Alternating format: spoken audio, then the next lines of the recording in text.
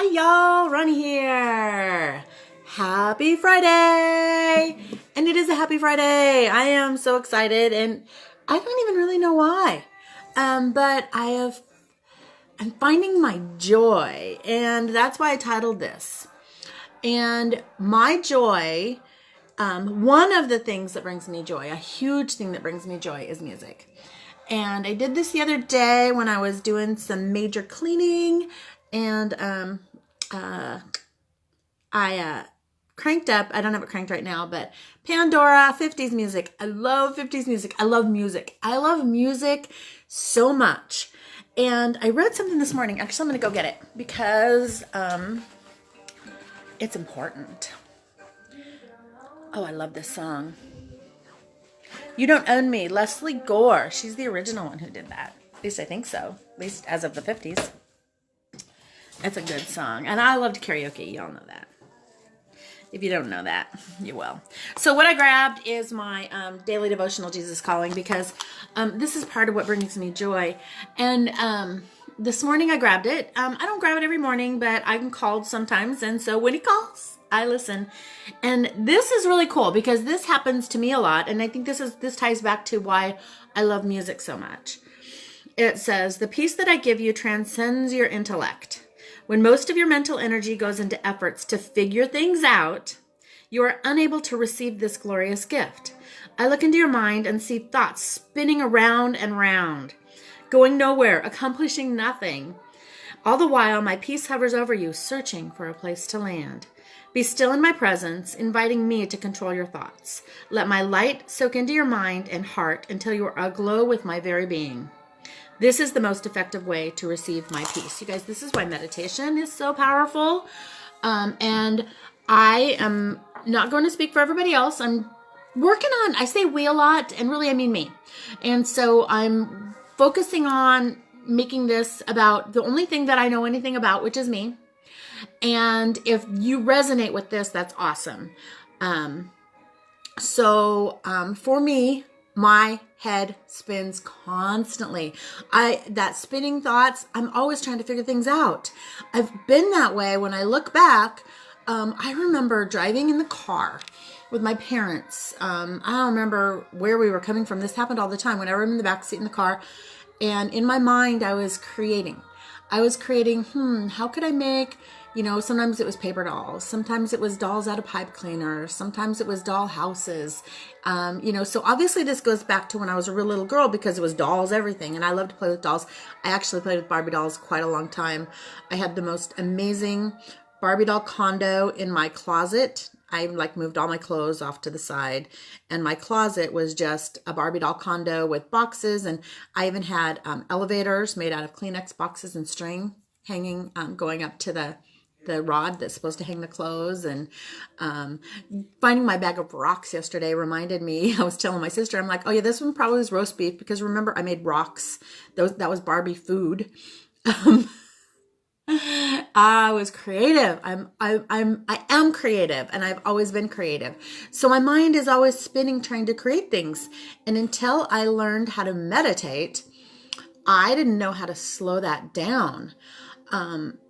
And sometimes it's productive, but a lot of times it's not. And I love that what this says is, you find your peace, you find your joy, you find your connection to your higher source, whoever that is, whatever that looks like to you. Because it doesn't matter what it looks like to you, and never let anybody tell you what it has to look like to you, because it's your personal higher power. I call him God. To me, he's God, and he connects with me the way he connects with me, because it's a one-to-one. It's my personal connection.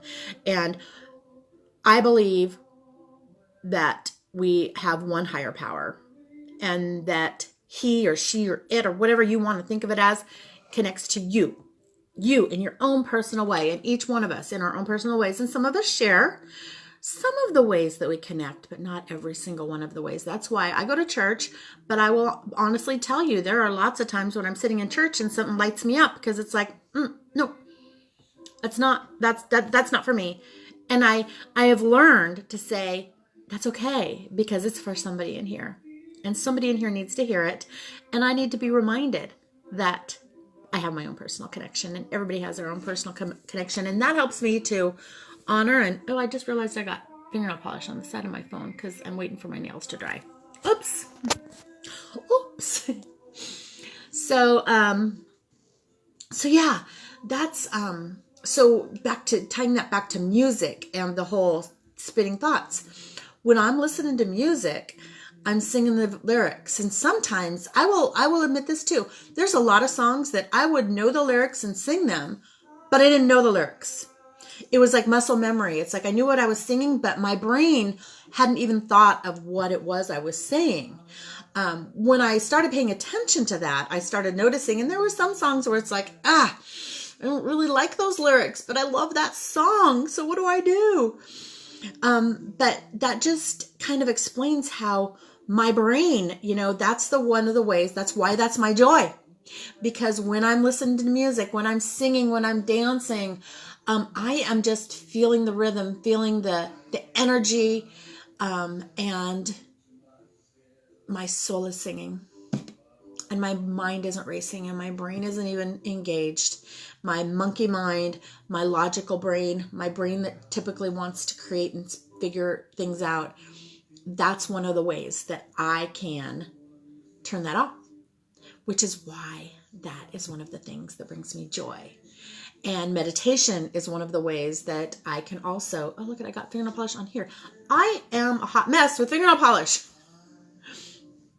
I don't know how I did that. I'm sure it's missing from some other finger. Oh well. But that's the way I can turn my monkey mind off. See there, I get distracted. And so many of us, I am not saying that so many of us are diagnosed or self-diagnosed with ADD, ADHD, bipolar, whatever. Those are labels, you guys. And I'm not saying they're not real. There's stuff that but we all, that's my point. We all, to some extent, have that going on. That's my monkey mind. That's where I get distracted. That's where my ego mind is trying to pull me away. And sometimes it's pulling me away from that joy, that calm, that peace, that connection. Because when I'm in that joy, that's when I can connect. And that's when I get like this. And you know what? I tell my daughter this all the time. And I tell other people, you can truly get high on life. And I, right now, am so high on life. And especially when things look like they're not going my way, I know in my heart of hearts, from my experiences, that it will not always look that way. And one day I will look back on it and say, oh, I get it. And now I have a phone call coming in, and I'm not going to answer it because I don't recognize that number. Oh, I should have tried out my message thing. I created a new message. We'll see if this works because I don't always work my message. But you guys, if I don't have your number programmed in my phone, I won't answer your call. I just rolled. And I have a new phone that I got, it's been many months ago, but I still don't have all my contacts programmed in there. So I've set up a new thing that says, message that I'm going to attempt to use, that says, unknown number, please text me to be added to contacts. Because honestly, if you're not one of my friends, or you're not somebody I do business with, or you don't want to text me and let me know who you are and that you're a legit person and not a recording, then I don't need to talk to you.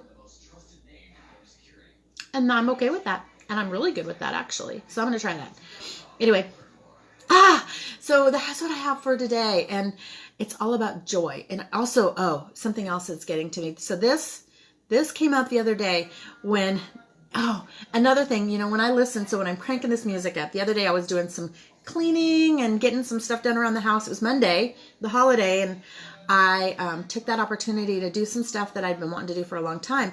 Cranked the music, stayed in my jammies, and just got stuff done. And one of the things that kept going through my head when I was working on an art project and singing, and so sometimes even that, stuff goes through my head, but this was good, is I'm a writer, and I'm in the middle of a few books. I'm writing a chapter in a collaboration book on corporate job burnout, which I'm really passionate about. I'm writing a book with a friend of mine about how we met and how we created the great group we're creating now, which is a widows connection group. I'm writing that, and then I've got this other book that I'm writing which is kind of lessons in story form, but I need to write my epic love story because I have an epic love story. It's a fairy tale with dragons and everything, and it's beautiful. And I have been putting off writing it because there's some parts of it there that in order to tell my epic love story, there's some things that need to be written that some people know about and some people don't know about. And I need to be brave enough to put that out there for everybody because it's part of my story. It's part of my epic love story. And I believe that not moving on, but writing my epic love story will help open me up to receiving the next epic love story, because I know there's another one, at least one. I know that in my heart, and I'm not ready for it right now, as has been evidenced by some meltdowns I've had recently when it comes up, and I'm working on that. And I thank you all for being here with me and allowing me to share this with you, because this is the way, you all are my accountability to me. When I come on and say things to you guys, I want to be held accountable. There's some of you out there that are like, probably just, if you were not sitting, you fell down, because Roni Ketchum said, I want to be held accountable. And there's a lot of people out there that have tried to hold me accountable, and it hasn't worked. However, I want to be held accountable on my terms. And I think that that's really important. When people have to be ready to be held accountable, and I want to be held accountable to the things I want to be held accountable to. And if it's not something that I want to be held accountable to, it's not my stuff. It's not my goal. It's not my dream. It's not my whatever I'm working on right now. And I think that that's part of the thing is, in the past, I haven't known what I wanted. And so I have told people that I want things that I don't really want. It's not them. It's me. I have told people that I want things that I don't really want, and they've tried to hold me accountable, and it can't happen because I don't really want them. Aha moment. So if you resonate with that, it's pretty cool, because you can pay attention. By realizing that, I allow myself to become more aware. And awareness is key. It's everything. When you're aware of things, sometimes it's not always pretty, because sometimes you become aware of the shadow stuff, because there's shadow stuff. And when I become aware of the stuff that is not stuff that is what I really want to portray, doesn't mean it doesn't exist. It's still me. And when I'm aware of it, then I can deal with it. I can either allow it to continue or I can change it. I'm in power. I'm in control.